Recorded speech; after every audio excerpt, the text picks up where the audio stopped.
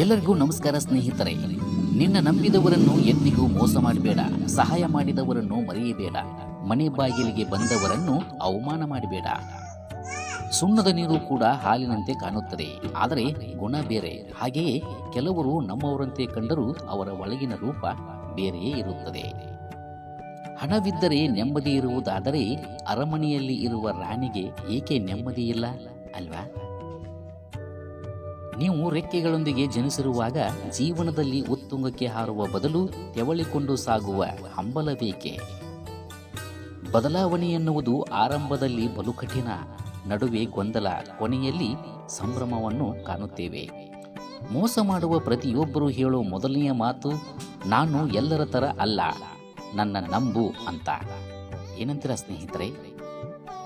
ನೀತಿ ಪಾಠ ಹೇಳುವವರೆಲ್ಲ ಊಟ ಹಾಕಲ್ಲ. ಹಸಿದವನಿಗೆ ಆದರ್ಶಗಳು ಉಪಯೋಗಕ್ಕೆ ಬರಲ್ಲ.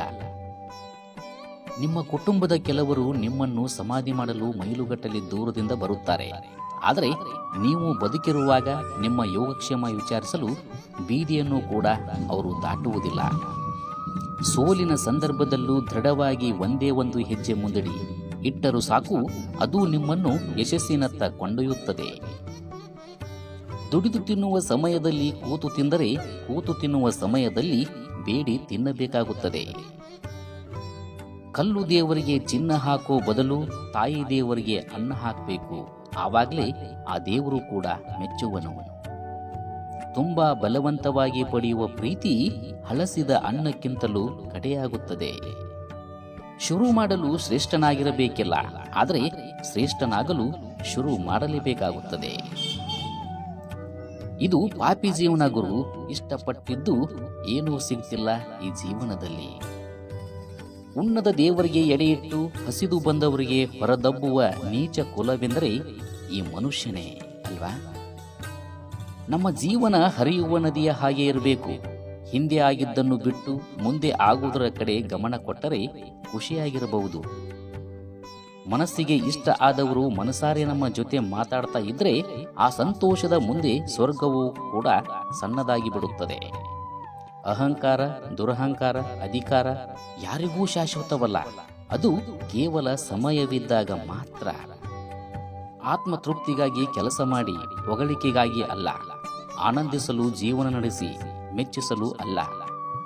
ಕೆಲವೊಮ್ಮೆ ಯಾರೂ ಇರದೆ ಒಂಟಿಯಾದರೆ, ಕೆಲವೊಮ್ಮೆ ಎಲ್ಲ ಇದ್ದು ಕೂಡ ಒಂಟಿಯಾಗಿ ಬಿಡುತ್ತೇವೆ.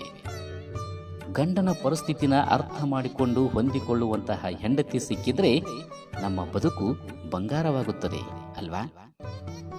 ಎಂತಹ ಕಟು ಪ್ರಸಂಗ ಬಂದರೂ ಎದೆಗುಂದಬಾರದು.